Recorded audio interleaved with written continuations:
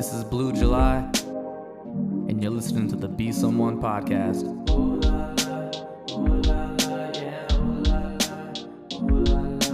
Lights looking bright, the H got the vibe. She's my name on the signs, it's my time to shine. When I was cruising 45, and it crossed my mind that I shine like the sun and that I'll be someone. Welcome everyone to the Be Someone podcast, video edition, episode 1. We're blessed to be joined by Kiefer Bartek, new Texas Pro, Texas Contender Series, professional wrestler, coach, just overall wrestling. Good guy. How you doing today? I'm doing good. I feel like I do everything. So, but I'm just happy to be here. You're a man that wears a lot of hats, Kiefer. Even submission wrestling specialist. You got quite the armbar. I'm gonna bring it all the way back to the beginning. Yes. Like you're doing a lot for the game right now. Yep. Let's go to the genesis. Like let's talk about the genesis of Kiefer Bartek. Like when did you fall in love with professional wrestling? It's one of those things where, some of your first memories was me watching WWE on Saturday mornings, seeing Yokozuna and Bret Hart and Diesel, early to mid 90s, you know what I'm saying? That was when things started, the bulb started to flash. As a kid, I couldn't have been more than 5 or 6 at that time. And then, it's just the colors, I remember Surfer Sting a little bit. I remember Ric Flair on WCW. Going to my grandparents' house and watching that like Saturday night, WCW Worldwide. Oh. And the Attitude Era was tremendous to live through. I think anybody who was a fan of wrestling at that time always has like a nostalgic feel to the Attitude Era and everything like that. It was just it was pop culture. It was in, everyone's doing the crotch chops at school. Getting ISS. Yeah, getting teed up. Stone Cold Steve Austin flipping the birds. Like I said, it was all part of the, growing up, having fun, part of pop culture. Everyone was talking about at the tables in school. And were there any moments or shows that just totally captivated you, and then you're like, okay, I'm all in on this? It really felt like, man, once I started watching wrestling, I wanted to get as much wrestling as I possibly could. I was renting the video games from Blockbuster. I was renting the videotapes from Blockbuster or Hollywood Video or all the local shops. If they had something that I'd never seen before, because not like we had YouTube back in the day, so you had to go. These kids are spoiled. You had to go find the videos that you wanted to see. If there was a match somebody talked about or something, or I had a friend that used to record the Raws that I would borrow his tapes from and stuff and watch old Raws. So it was just like one of those things where once I started watching it, it just felt like I wanted to get as much as possible as I could. I just couldn't get enough of it, and it just never stopped. A lot of my friends, I'm not watching wrestling anymore. All the ruthless aggression, the Cena and Batista era, it all started falling off one by one. But it just never happened for me. I just always, always wanted to consume as much pro wrestling as possible, and I said, could never get enough of it. And so I don't know if there was ever one big show or, I really didn't have a lot of money to go to the shows. WWE would come to Abilene sometimes, but we couldn't sometimes once every 2 years or so they'd come through. They still go there to this day. And so, but my family I didn't grow up with a lot of money or anything. So it's not like we could have gone. My parents didn't really like wrestling. I was just the one that did. So, What was it about wrestling though that captivated you? Because it captivated me as well. Like it held my attention from like WrestleMania 3 to, present day right now. Like, what is it? The athleticism? Is it the storytelling? I think it's just a combination of everything, man. It's like, the larger than life characters, the stories, I just remember how much electricity was in the arenas back in the day, especially the Attitude Era. Everyone had signs, crowd was going crazy. Rock's over here, clowning on some dude and stuff. It just, I don't even it just was all of it. I really can't pinpoint one thing that I liked about it, but just the entertainment value. I couldn't find anything on television. I only had 4 or 5 channels. See, now I've really outdated myself at this point. I only had 4 or 5, maybe 6 channels when I was growing up. So when, SmackDown came on UPN, I'm dialed in. We're going 7 to 9 or whenever it came on. I was in front of my TV, and like I said, I had a friend that would record the Raws for me since I didn't have cable. So I get the videotape from him on Tuesday after school and plug it in and stuff. So, and it's not like we were wrong either, because you look and you fast forward, you have Dwayne "The Rock" Johnson, and he's the largest grossing action star. Yeah. We were in on day one. We knew it was cool back then, and people are barely catching up right now. Yeah, to see The Rock transform throughout he wasn't even really active for very long. If you look back at it, his like peak time was from like 97 to 2002. You're a historian. I know, I said, I just, it's just been my life for the last 34 years. And, even Stone Cold was really only on top from like 96 to 2001. Seemed like forever though at the time, didn't it? It always, when you look back at it, you're like, man, they were on top for so long. It was such a great time to watch. But to watch both of those supernovas be on top of wrestling, even for the time period that it was, like, brief in retrospect, but at the time it felt like, forever, or felt like it was a long period of time. I just feel lucky to be a part of that and to witness it live. And like I said, I've always kept up with wrestling, but there's nothing that really transcends to pop culture the way that those guys did. And I think that helped me, maintain my love for pro wrestling. But, then I was going back and finding like Royal Rumble 92 and on VHS at this little video store down the road from my house. And, that's Ric Flair winning the Royal Rumble and tear in my eye. And I, love that too. So it was like, I just loved all of pro wrestling, and I wanted to learn as much as possible. A little bit easier when YouTube came around. You can go back and watch. Kids are spoiled. I'm gonna say it again. But back in the day, I used to do a lot of hunting and a lot of just said anytime we'd go rent. Friday nights we go to the video store, rent some movies. They'd be getting the new releases. You kept Coliseum Video open. That's right. I would go rent wrestling, whatever wrestling movie would come out or what I hadn't seen. So. When did it go from, just simply watching it on TV to like actually, okay, I want to start doing this now? Did you start training, or did you just pop up at an indie show and say, hey, I can do this? I lost a lot of weight in my early 20s. Like I was always a big kid. I played offensive line. Really? Yeah, I played offensive line. Played basketball all through high school. Was all district my senior year in high school, which was a 5A school, so it was not like a small school. Legit. Or anything like that. Your little post-up game. I had a little 3-point shot. I'm like 6'3", 6'4", but you're playing 5A basketball. You're playing against guys who are like 6'10", 6'8", and stuff like that. So, and for those that don't know, 5A back in our day was the biggest. Right, big school. And we'd go play Dallas or Austin, and those would be some real teams. Even though we had some good talent on our team, we went to playoffs. But you just be crafty. You learn to You learn to work hard and outwork people and get the rebounds and learn how to pass and get to our guys and put them in the right spots and stuff. So as I said, I was always a big kid. And then after high school, I put on a lot of weight. And one day I was like, I'm just, going to lose it all. So I started losing. I think I lost 75 pounds. Yeah, that much extra on you. Yeah. I got up to about 270. Holy smokes. And I was, there was just a day I was like, I'm just too big. I started going to the park and just started running as long as I could. I used to have WWE themes. This is where I used to have WWE themes on, like Drew McIntyre's Broken Dreams or Sheamus's old theme and stuff. And I'm gonna see how far I can get to this, song. And hopefully it's a little bit further than I was yesterday. All right. And over time, like I said, lost about 70, 75 pounds. And then I was like about 24, and I was like, hey man, if there's any time for me to actually give this a real shot, I gotta start, gotta get into it now. Looked up a few schools. There were some schools across the country. I just didn't really have anybody there to go and move to. I had some buddies that lived up here in Spring that I rented a room from, and moved down here in Houston in 2014 and signed up to Booker T's Reality of Wrestling. It was at the old gym, maybe the old gym now because they got a new one, on Wrinkler Drive down there in South Houston, and used to drive 45 minutes there every day and 45 minutes back home, 5 days a week. Holy smokes. Worked overnights, worked 10 p.m. to 6 a.m. and just rinsed and repeat for about 2 years when I first moved down here, because I was just all in on it, man. It was like, 24, which is the time I felt was old, what I'm saying? Now I'm like, hey, I'd love to be 24. How old are you now? 34. So, all right, you're still a young man. I feel old now. I'm about to be 44, Kiefer. Come on, man.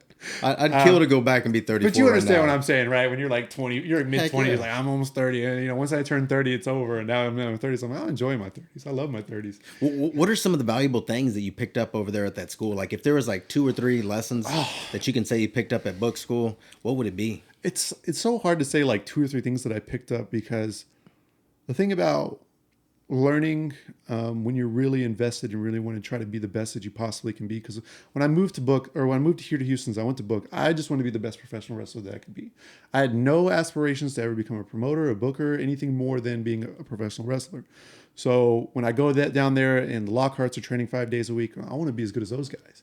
You know what I'm saying? So I went all in, and a lot of times when you learn, sometimes it's not always your mistakes that you're learning from. Sometimes it's just being around people who are making mistakes and you just listening to what the mistakes they make and trying to you soak things up like a sponge. You know what I'm saying? And so there's just a lot of people down there, the Lockharts, Rex Andrews, Ryan Davidson.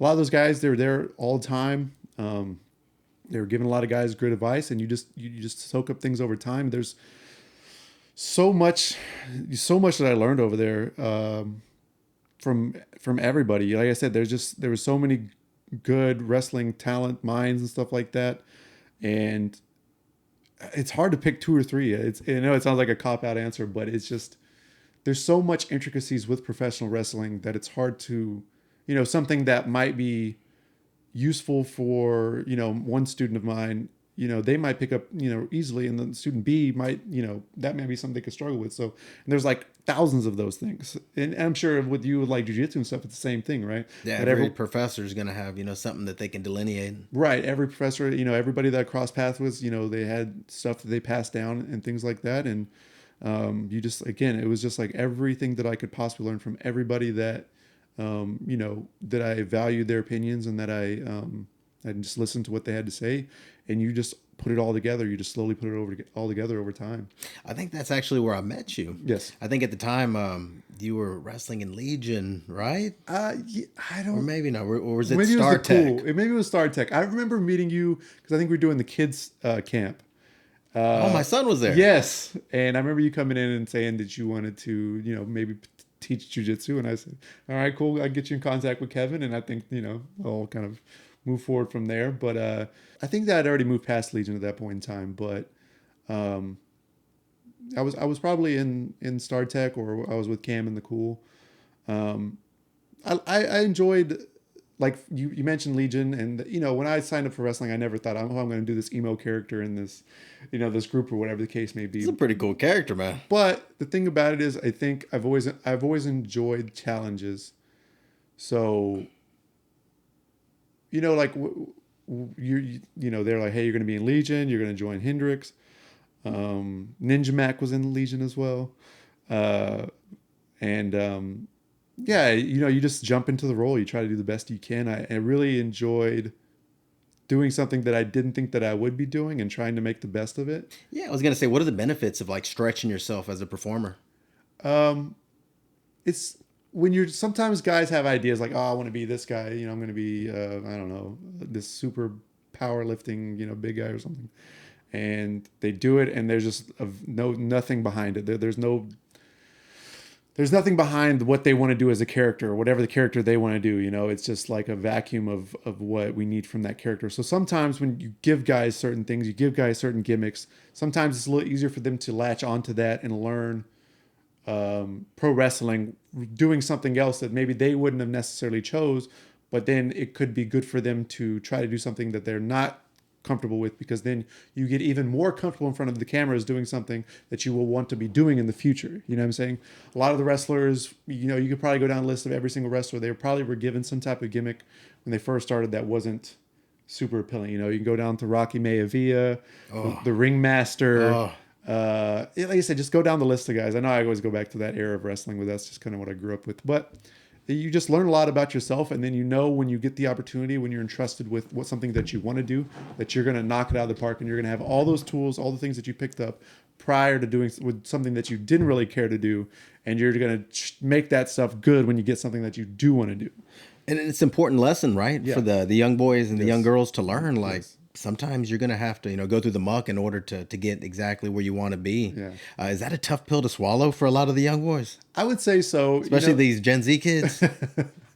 I'd say so. I'm probably a little bit more lenient than a lot of promoters. I think nowadays most promoters are pretty lax, and they want to work with you. Because I have the thing of like, you have this idea of this whatever character that you want to do. How can we make this character the best it could possibly be? And then I'll push that person to try to push the envelope with this character to try to make it more. I'd rather pull you back in and say you're doing a little too much with it, then have to like pull it out of you. You know what I'm saying? Okay. And a lot of times when you straddle guys with gimmicks that they don't want to, sometimes they don't get it. But it can also, like I said, it could be a good test for them because, like I said, you learn a lot of stuff that you want to do when you're done with the gimmick. And I think it can be a hard pill for guys, but ultimately, you know, a lot of times when I give people stuff, gimmicks or whatever, I know it's going to be good for them. You know what I'm saying? Have you ever seen a gimmick that initially, you know, when given, you know, they were like, oh my God, no. But then they actually like grew into it and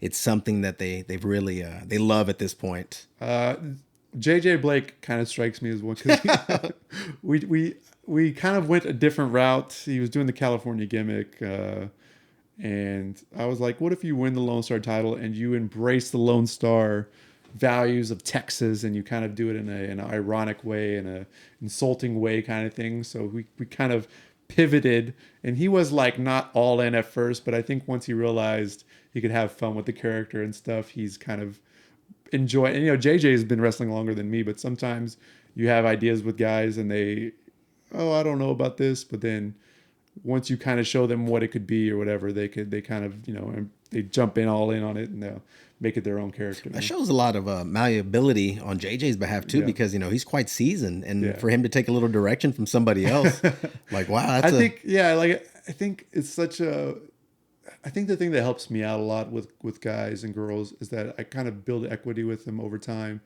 and try to give them solid advice. And, you know, I've been in the trenches for a long time doing a lot of stuff with wrestling and stuff like that with them. I've been on shows before. I've helped set up, tear down, done all that stuff. So you kind of build this equity with them. And you know, if I have a good idea and I pitch this to them and I say that I think this is going to be good, I think most guys have a little, like I said, you build the equity. They have that trust in you to not put them in a situation that's going to put them in a spot where they're not going to be happy or something like that. So yeah, well, let's transition into the Texas Contenders. You know, you're bringing up a lot of these young boys and young girls. Like, I've had an opportunity to work with that talent. Like, you got some real good talent in there. You know, and the thing that makes me most excited about them is like they're coachable. Yes. And not only are they coachable, but they are like thirsty for knowledge, and not just for knowledge, but they're an open book. Yeah. You know, they don't thumb their nose at me and say jiu-jitsu. They're like, no, more. Yeah. You know, so tell me a little bit about like that journey of opening up a school, you know, from being a performer yourself to saying, you know what,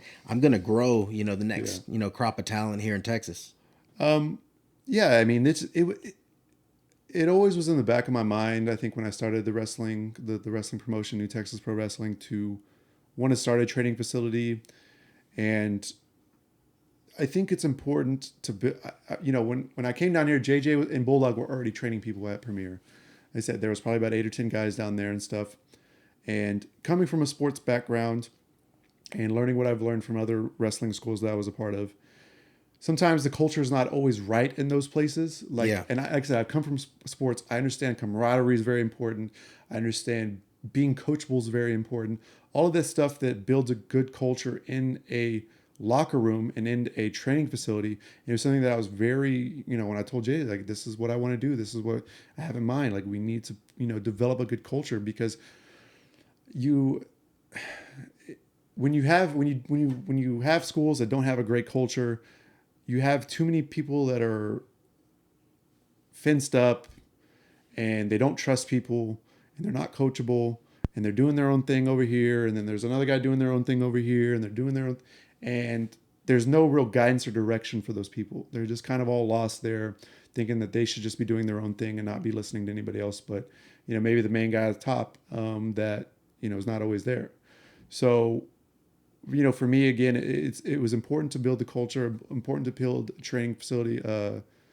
You know, JJ Blake would be on, if we got, you know, $1 million tomorrow and I started up a performance center or something like that, JJ Blake would be at the very top of, you know, the top of my list of trainers that I would want, trainers and teachers that I'd want to bring in, because I've seen him do it at Reality Wrestling, where he would take people who other people would not spend a second on. Yeah. And he developed them and made them into good professional wrestlers. Even somebody like Angela AQA, who I think she had maybe a little bit more acumen, but, you know, if she wasn't in the right place or hadn't the right guidance, you know, I don't know if she would have made it to WWE or made it to AEW. You know what I'm saying?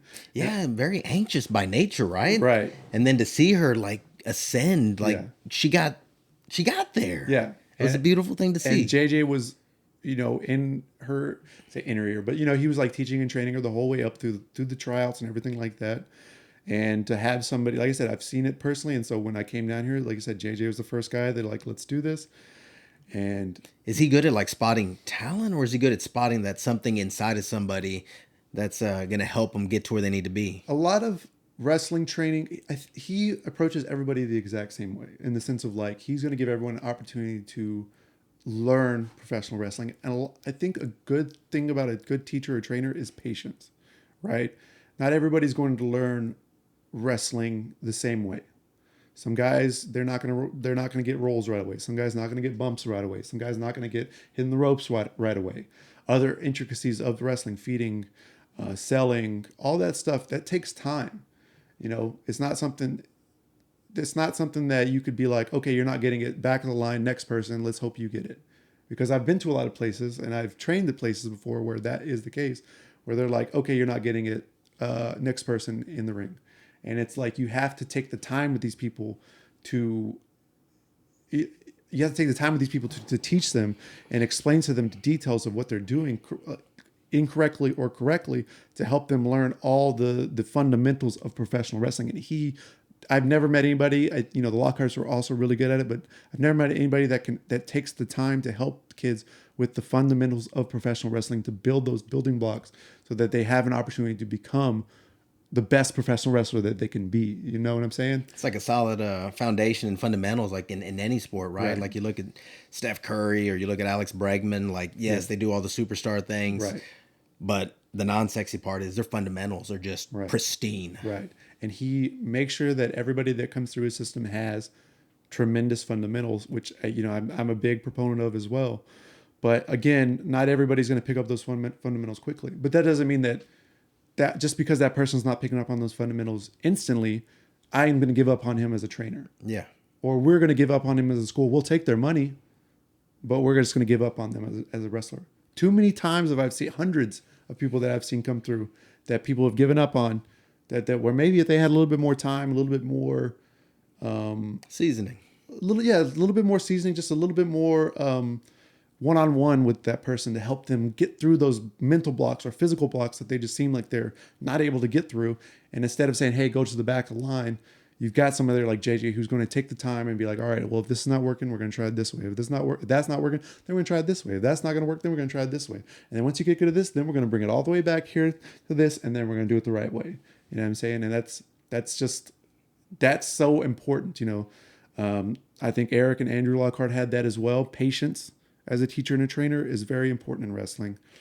And he's just exemplary. I think Dustin's another one that kind of comes to mind, to where he's been at other places before that they kind of You're talking about the Wind Dragon? Yes, the Wind Dragon. Oh, I love that kid. He's such a good student. Great student. And he's got a unique gimmick. Like what everything he's got about going. him is very Wind Dragon. You know what I'm saying? I can't tell when it's him or when it's the dragon, man. It's a lot of him. And I've told him before, keep up this genuineness about yourself, because there's nobody who's like that out there. I don't know if you've ever came across anybody. No, he's unique. He's one of one.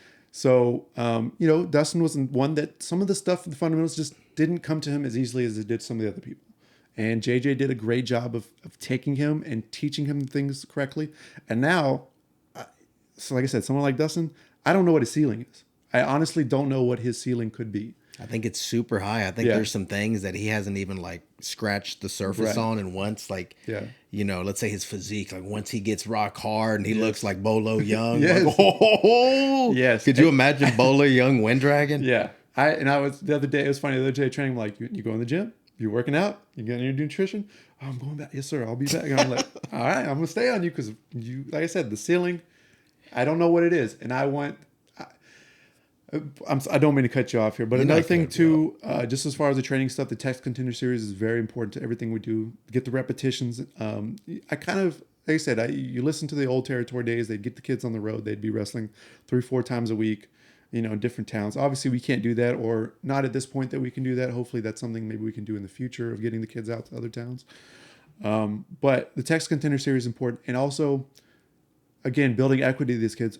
So after the Super Text Contender Series 2, which is on August the 17th, I sit down one-on-one with all these kids, and I have a list of things that we've talked about before.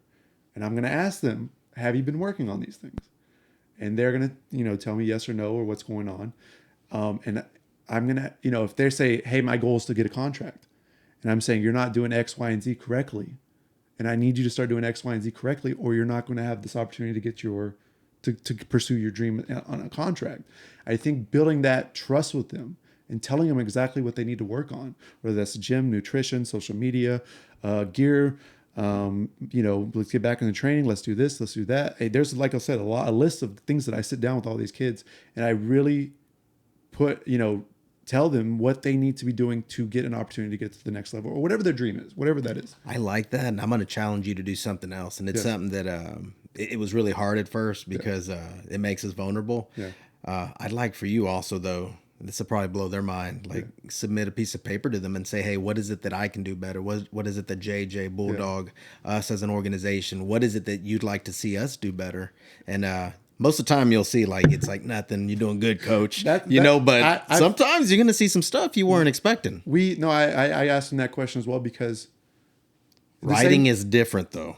Was that? Put it in writing. We might try to. We're going to try that way because I feel like anonymous. If I'm not sitting here in front of them, is there anything we can do to be better? But just to give them hey, I'm going to write this on paper, just submit it to us. Let's go over it. Because I think if I'm trying to hold them accountable to be a professional wrestler, they need to also hold us accountable as their trainers and teachers to be like, what can we do better to help you achieve your dream? Because that's what we're here to do, is to help you achieve your dreams. And if we're not being held accountable in our own ways, then how can we hold them accountable in what they need to be doing? If that makes sense. And it allows you to grow too. Yeah. Hey, it hurt my heart. Every time I see maybe you don't run us as much, coach, but there's some other little nuggets in there, and I've held on to them. I've taken pictures of them. I still go back and look at them. It gives us an opportunity as coaches to grow. So yeah. I definitely would do that because that's. I want to read it when you get it, man. Good, I want to see this stuff. Yes. We'll do that next time. Heck yeah. After the next Super Contender Series, we'll sit down and I'll give a little print out some things, questionnaires, surveys, or something. Yeah. Well, I want to ask you about this. You're coming up on your 5-year anniversary, right? It's October the 8th. Sunday, October the 8th. Yeah, it's out there in Pasadena again, too, the same spot? Yes, Campbell Hall in Pasadena. Beautiful spot, man. The air condition was hitting, plenty of room. Yeah. It's an upgrade from the Premier Arena, Yeah, man, tell me, this journey of 5 years, where did it start? We know where it's going right now. So first off, it started with me, Terrell Tempo, and Max Heights. We all wanted to go wrestle in front of our family in West Texas. We're all West Texas kids. Me from Abilene, Max Heights from Colorado City, and Timbo from Levelland. And, we got some help, and we ran a show in Colorado City first in October of 2018. Then we ran a show in Abilene of December of 2018, which a lot of Tempo's family came out to the one in Abilene. And, the first two shows, and I think we ran one in San Marcos between all that. The first three shows that we had, the fans and the boys in the back and everybody, it felt like we really had something as far as running shows, because none of our goals were ever to be promoters or bookers or run wrestling shows. We all wanted to be the best wrestlers we wanted to be, and we all wanted to have an opportunity to wrestle in front of our friends and family, because a lot of the scene out in West Texas, even to this day, isn't fantastic, So there's not a lot of traffic out there. No, there's not. And, it's like one of those things where if you want to make it, you kind of got to get out of that area, unless you want to, drive, 4, 5, 6 hours, or 3 hours to Dallas. You got to get out of there. So, like I said, we knew we had something, and, we did the thing in Abilene and Colorado City. We ran a few other spots as well. And then the COVID happened. Pandemic, and everything shut down, and Tempo moved out to California. Max kind of took a back seat, and it all snowballed to where JJ was here in Houston. He said, there's a building here we can run, if you want to run during the pandemic, maybe just have a few fans in there, whatever. There at the Premier Arena. So that's kind of what we did in 21, and it just kind of took off from there. It really started to shoot to the moon right after we came back here to Houston. and we ran a show in Tampa. I remember That was WrestleMania weekend, correct? WrestleMania weekend in Tampa. I put up $1,000 of my own money to run a show out there in Tampa, and I remember asking AJ Gray, who was helping with GCW's For the Culture, which is a show that they do on WrestleMania weekend with GCW, and it's very familiar. Yes, so It's For the Culture, right, very popular show. Always gets great traction every WrestleMania weekend. And I was like, hey man, I was like, is there any way if we run a show in Tampa that you can get Q and BK on this show? Because, if he would told me no, I don't know if we would have ran in Tampa. I already had, everything set up, but I don't know if we would have ran. So when he said yes, I was like, all right, cool, let's do it. So we set up shop in Tampa. We all pitched together to put to get an Airbnb out there in Tampa. And the match with Brian Keith and Darius Lockhart at For the Culture was really the thing that just took BK to that next level. So, for that, I'm always grateful for AJ and stuff. But, yeah, man, doing the whole show in Tampa was a big deal. And we had so many just incredible talent that came through Houston during that 21 run. Oh, you had Chris Bay coming Chris through. Bay, Masha Slamovich, Mike Bennett, Sky Blue, Billy Starks, Roxanne Perez, another big, one of your day ones. Yes. Yeah, man. That was another thing. We went to Tampa. We reached out to Deanna Peraza, who was the Impact World Women's Champion at the time. And she's like, I'd love to work Roxanne. When she came through the back, I was like, she's pretty good, isn't she? She's like, she's really good. Like, she's awesome. I'm like, yeah, she's pretty awesome. So, the whole Tampa thing was awesome for Roxy and BK and all of us too. It was a really cool moment. And again, just the run in 21 in Houston, like I said, we just took off, and here we are. Like I said, 5 years later, it's just been a crazy. I don't know if there's ever been a wrestling promotion that's changed their home base, because it was the Abilene, the West Texas area, and we kind of shifted down here to Houston. I don't know if any promotion's been successful for 5 years that actually shifted their entire home base to somewhere else. What is the shelf life on an indie promotion? I'm curious. Man, do they usually fizzle out after like a year? 2 or 3 years at most. Any promotion that's around for 5 years is a pretty big accomplishment, I'd say. You're considered established at that point? Yeah. We've had a good reputation from almost day one. So that's always been really cool. But yeah, I mean, now we've kind of built the prestige, I guess, into the promotion, or however you'd want to call it. So now, it's a lot more reputable and a lot more recognizable across the state. It's kind of weird when kids come to Contender Series, or even when they work New Texas, and they say, when I got into the wrestling business, New Texas was one of the first promotions I wanted to wrestle for, which is cool. But at the same time, like, dang, we've been around that long now. Been around that long. So it's been a fun ride, man. And I think, like I said, shifting from the Abilene market to the Houston market, it's been a challenge for sure. But we really focused on a lot of our foundation as a promotion in 22. And then this year has kind of been, we're starting to hit our stride again as a promotion, getting the new venue. We're working on trying to get back out to more markets and stuff like that, even back out in Abilene in the West Texas area. We've got a lot of great kids at our camp that just need to get out and get experience and stuff. And I think, going to the towns that we've wrestled before and that we have a little bit of fanfare in, I think getting back out to those places and running, maybe even, starting to do a little loops and stuff like that, I think would be beneficial for everybody. What are y'all doing correctly that so many companies are wanting to, network with y'all? Because this Texas Indie Showcase, there must have been like 5, 6, 7 different, wrestling promotions. And correct me if I'm wrong, but that's a little difficult to get that many people on the same page and, that many personalities to say, okay, this is what we're going to do. And yeah, it's the third year we've done it. I think we've almost had 30 promotions over those 3 years be involved with it. Some of those promotions don't exist anymore. So again, the shelf life on that stuff. But I think there's a lot of stuff we do right from a social media aspect. We have a good outreach into the wrestling community. And think for a lot of those promotions, it gives them an opportunity to be seen by fans and by people that might not otherwise see those wrestling promotions. And like I said, I don't mind giving those promotions a platform, giving those wrestlers a platform, because I do believe in all, in if we all work together, that it's only going to help each other out. That You know what I'm rising saying? tide. Yeah, That rising legitimately, tide. there's some great people, promoters, great bookers, great talent. I wish that I could book cards of 100 guys on it per show. I can't. It's a 10-hour card, Kiefer. It's a long card, so I wish I could do that, but unfortunately I can't. But I do like to see all the great promotions around the state book those guys that I know are working hard and need those opportunities and deserve those opportunities. And it's one of my favorite times of the year to be able to do that. You get all the promoters in the same building.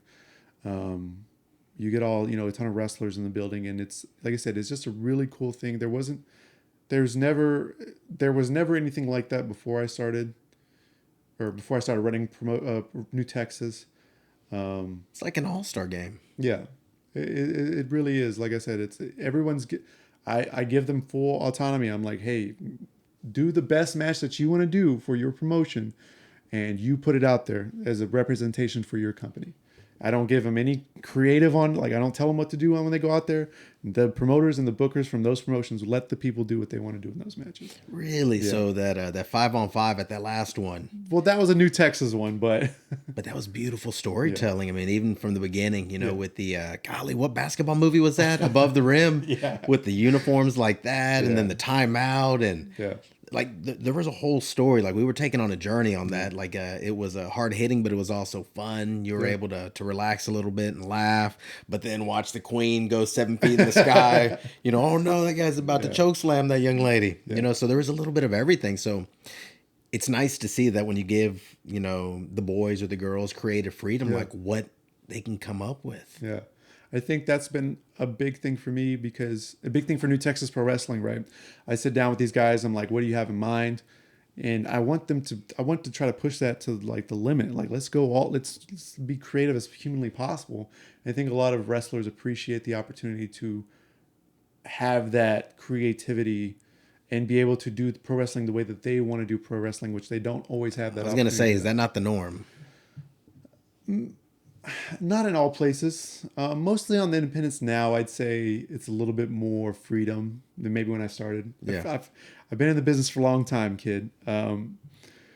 It's a little bit different than it was when I first started, to where a lot of more promotions are run by people who maybe aren't as from the wrestling side of things as before. But there are some places that you go and they're going to tell you exactly what they want and exactly how long you're going to, everything in the match from A to Z. They're going to tell you what they want. Man, that'd be tough, especially, from an independent, strong-willed person. Yes. That's got to be really, really tough. It's a good, like I said, I always enjoy the challenges, that I go somewhere and someone gives me direction, because again, I have a pretty good compass for everything, but, when someone gives you something and you got to try to make the best of it, I enjoy that challenge. I enjoy those challenges. Ultimately, right? Like, you're telling a story. Right. Like, it's the both of y'all. I know someone's got to come out and be victorious, but like you're coming to a crescendo. You are completing a story. Just like, Cody and Roman, like, oh man, they had us all on the edge of our seats. We all thought that Cody was going to get it. He's going to do it for his dad. He's going to finish the story. Yes. Ultimately, though, it looks like it was the right play. Yeah. And it looks like, give it a little more time at the next WrestleMania. Maybe the story would be finished or something like that. Like, I understand, the business to a degree. Yeah. What are some things about independent pro wrestling that like some people don't take into consideration? Like, the money's not great, is it? Like, it's a labor of love, essentially. Yeah, for the most part, it's like you said, labor of love. It's a hodgepodge of a lot of things. There's some guys that just want to do pro wrestling on the weekends, and they kind of, they live their normal life for the weeks, and then they show up on the weekends and Do they normally make it? No, those aren't the guys who make it. You know what I'm saying? Those are guys who are comfortable in their life that they're living and want to go do, be a hero on the weekends or whatever. And, and there's a lot of people who want to make it a career, and there's a lot of, it's funny wrestling. I'd say that it's mainly, I don't think people really understand that there's there's not a lot of money in it. You'd have to consider like a mom and pops type of shows. You know what I'm saying? There's not a ton of millionaires who are running professional wrestling companies on the independents. So from the talent to the production to the referees to the commentators, the announcers, everybody that helps put on the show, they all truly love pro wrestling, you know. And could you speak on like paying your dues too? Because I wonder if like a lot of young kids come in, they're like, "Yeah, I'm gonna be the main event. I look like $1 million," and you're like, "Wait a minute, Yeah. You can pay some dues first." What are paying your dues? Paying dues, it's a lot of things. I'd say most importantly, it's just helping with the shows. I think a lot of times guys get into the business and they think that they're going to be wrestling on the shows in a month and champion in 3 months, you know, and it's just, it's almost impossible to do something like that in that timeline. So a lot of paying your dues is coming to training, doing what you need to be doing, making sure, you know, we keep the gym tidy, try to clean up the best we can. For show days, you know, set up and tear down. A lot of times it's going on the road and helping out in different other promotions without any kind of expectation of a promise. Well, I noticed something about your boys. They were paying their dues, you know, at the Texas Indie Showcase, man. But they were doing it with a smile on their face. They were taking turns videotaping, right? Yeah. Someone was screwing up, and someone was ready to come in behind and say, "Let me show you how to do it correctly." They were setting up chairs, you know. They were helping people to their seats. Yeah. But they were doing it with a smile on their face, and that's how I know, like, the culture that y'all got over there. Like, it's a good culture. Not one of your kids said, "Damn, I got to go help somebody else." They were like, "I get to go help somebody else." And it was nice because in a lot of organizations, not just wrestling, just in general, if I ask my basketball players to go set some chairs up, you know, they may, "God damn, Coach Ortiz," you know. But your kids were doing it with a smile on their face, man. I've been in places where I've had miserable setups and teardowns before, where people are just in, I don't know if I can cuss on here, bad moods. There you go. And they kind of just take it out on everybody else throughout the day. And, you know, I'm there. I'm the first, you know, I'm there at the U-Haul at 8 o'clock in the morning. I'm like, "Hey, man, I appreciate you all being here. You know, I can't thank you guys enough. You know, I know today's going to suck, but it's going to be something important for our growth, you know, as a company and everything like that. And, you know, we got a lot of people here. Let's all try to help each other out, you know. And I think the last 2 times we ran at the Campbell Hall has been some of the best setup and teardowns that I've ever been a part of with any company, because, you know, the contenders, I call them the contenders, or the kids, they're just such a good group of guys and girls that, you know, I'm just blessed and thankful that they're, you know, a part of all this. It's you can see it on their face. They're like, "I'm next. I'm next." But they're not selfish, and they are totally cool with waiting their turn. And they know that this is part of the game. And I wasn't even aware that learning how to video was part of the game. I thought you just tear the ring down and then, you know, put it back up. But no, there's a lot more that goes into it. Yeah, it's obviously. When I got into the business, I kind of was like, I just want to learn everything, because I think you become a more complete professional wrestler when you understand how commentary works, you understand how announcing works, you understand how, you know, cameras work and what they're looking at, and the hard cam stuff, and production. And I want to learn everything, because I felt like if I knew everything and I learned everything, then I would become a more complete professional wrestler, because I'd understand all facets of what's going into it.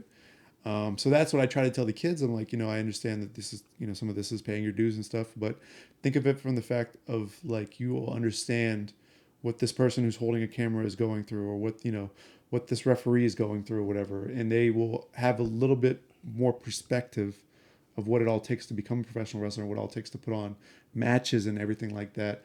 So a lot of the kids that we had at the first contenders that were helping with all that stuff are now wrestling on new Texas shows. Yep. Casey Kareem, Danny King, Dustin Wynn, Justin Nick, Isaac, you know, all working those their way up through the organization, like the Astros. Who's in first place right now? Oh, man. Right now. Let's have this conversation come playoff time. Would love to see an ALCS with you guys. But yeah, no, I think it's also important too, because again, I've been in, you know, when you start in high school basketball, you're on the freshman team, right? Unless you just him. Unless you're him. But I was never him. Ryan Hart, 4-year varsity, went to SMU, played against Derrick Rose, tremendous basketball player. Never was on the freshman team, right? But most people start on the freshman Of course. team. When you do pickup games and during the summer and stuff like that, and you're just coming off your freshman year, and even in freshman practice and stuff like that, the head coaches come in and they take a look at the guys and they kind of have an idea of who's going to come up to the JV teams the next year. You know what I'm saying? And once you go to the JV team, then you're in the big practices with varsity and stuff like that. So once you're doing the JV stuff, then the coaches are like, okay, cool. We know this kid can help us with varsity, whether that's going to be their junior year or senior year. So they start helping you, your sophomore year. So I think all that stuff, all that development stuff is important for me because I know that these kids, are all capable of getting on the varsity, getting on New Texas Pro Wrestling or whatever. Maybe varsity is the next level. Maybe college is the next level or whatever. Yeah. I know they all are capable of doing it. And I want them to know that if they work hard and they put in the time and the effort and they do what we ask them to do, that they're going to be rewarded not only with New Texas Pro Wrestling, but once other promotions start to see these kids doing well. Dustin Wynn started working at NPX.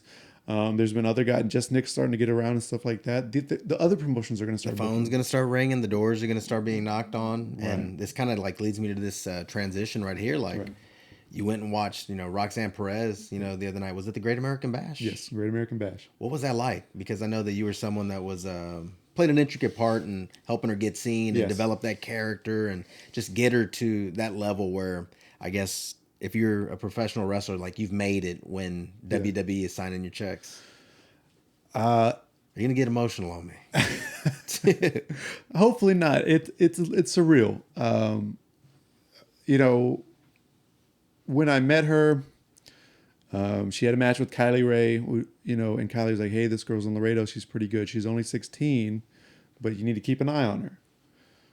I was okay. And I think she reached out to me trying to get booked on New Texas. And to see that person that I met there at Heavy Metal in San Antonio, that was 16 or 17, to see them, I always knew that they were going to make it to the next level. She just always had that in her. To see her on the grand, I went to a SmackDown. It was in October, November of last year. And she debuted on SmackDown in like a 6-man. Yeah. Now that was really, like I said, that was cool because she'd only been down in NXT for maybe a little over a year. She ascended quickly. She's just one of those people that she learns very quickly. She wants to get better. She's very coachable. She's always asking for critiques or how she could be better. And, that stuff's just invaluable. There's too many people that get to certain levels and they think they know everything or they're not coachable. She's always going to be a coachable person. It's also though proof like that the dream is true, right? Like you're just not selling snake oil because I think sometimes it could come across as like snake oil, like listen to me and I'm going to get you to the show. It's like, no. We actually have a blueprint of someone that they followed these steps and, with a little bit of luck because luck always, we make our own luck. 100%. Look what could happen. And it's important for the kids to see. Yeah. It's, like I said, she just able to learn and adapt this whole way. And so much so, I'm not sure if we talked about this last time, but so much so that when she graduated high school, her mom was like, "You're going to college. We're not going to talk. This is end of discussion. We're not going to talk about this." And she asked me, she's like, "Can you come to Laredo and come talk to my parents?" You came and talked to her parents? And see if I can go to Houston and start training there at Books. You talked her mom into that? So I drove to Laredo, talked to her mom and dad and said, "Look," and here's the thing. I would never do this with any of our students now because there's a lot of growth that they need to do. But I already had seen it in her when she graduated high school that she was going to make it to the next level. What does it look like then? Because that's a big jump. Like Laredo's 6 hours from here? Yeah, it's a 6 or 7. What does it look like? Because for you to take a leap of faith like that and to speak to someone's parents, you saw it. What does it look like? When she was 17, she was already one of the best women wrestlers here in Texas. She was very young, but she understood a lot of what pro wrestling is. And again, she was so coachable and she listened. Like I said, I don't know if there was ever a time that I told her she did something wrong in a match that she made that same mistake again.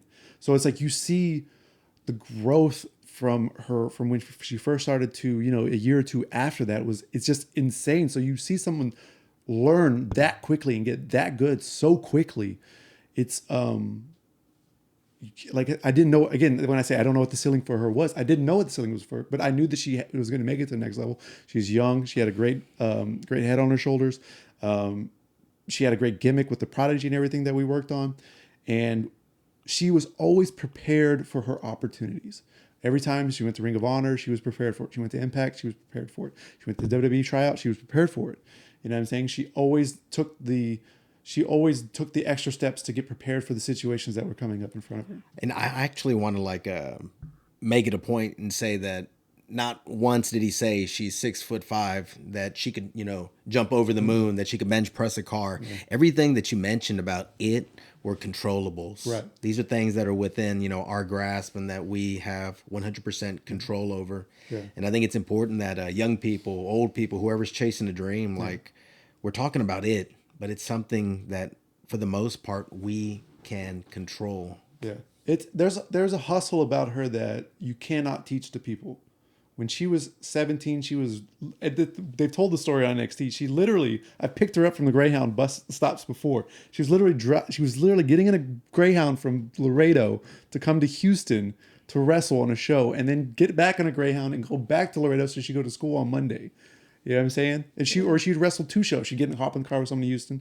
She'd go work a show on Friday, work a show on Saturday, work a show on Sunday, then go back home in Laredo. And even before she got a vehicle, she would just find ways to wrestle as much as she possibly could. You cannot teach that to people. You cannot sit back at any school. It doesn't matter who's running that school. Nobody's going to come to you and come find you. You have to go hustle and get and earn yourself those opportunities that she worked for. You know what I'm saying? And I never had to tell her not to go, like, oh, you're doing too much. She was always out there trying to get more. She wanted more. She always wanted more, and she always wanted to improve. Like, that, the hustle, the coachability and stuff, that's stuff that you can control, and that's stuff that she has, and she still has. And that's why when she's at NXT, they love her there. So she got the belt so quick, right? They love her. I don't know how many storylines that they've gone in NXT on pay-per-views with women that were competing on pay-per-views that weren't for a championship. They made a storyline for her that was not involved with the championship as a woman. That's unheard of. I don't know how many they've actually had on NXT. Not very often. Shawn Michaels loves her, and it's because of those things that she can control that make her such a tremendous talent and a tremendous person. Well, I think this is like an excellent spot to end. Yes. What I want you to do is I want you, to shoot out your handles. I want you to, plug New Texas Contenders. Like, this is your time, to let everybody know the great things you're doing. I run 17,000 social media accounts now. At New Texas Pro on Twitter, Instagram, TikTok, Threads, Facebook, TikTok. Did I already say that? I don't know. I might have said that. You say it again. Texas Contender Series on Instagram and Twitter. Kiefer Bartek Pro on Instagram, Facebook, Twitter, YouTube. We got that too. We got all the social medias. There's just Google us. I mean, we're the #1 search in Texas wrestling. You just put Texas wrestling, we'll be right up there at the top. So. Man, well, I'm incredibly blessed to have had you as my first guest on the video. I appreciate it greatly. Joshua, I'm gonna throw you some more love over there, man. I like to share the spotlight, but thank you, man. Thank you for having confidence, in us to come over here and share your story. And I love what you're doing over there, and that's why anytime you and the young boys or the young girls need my help, with my jiu-jitsu knowledge, yes, I'm there for y'all guys. Drop of a hat. Anytime that you can make it out. Let us know because we want you there. All right, man. Well, hey, this has been the Be Someone podcast video edition, episode 1 with Kiefer Bartek, New Texas Pro, Texas Contenders, a little bit of everything. Thank y'all for tuning in, and y'all take care. Have a blessed day, and go out and be that someone. Lights, camera, session. Use the flow, molasses. Blue the line, my fashion. Future brightening glasses, applause from the masses. This is the Be Someone podcast.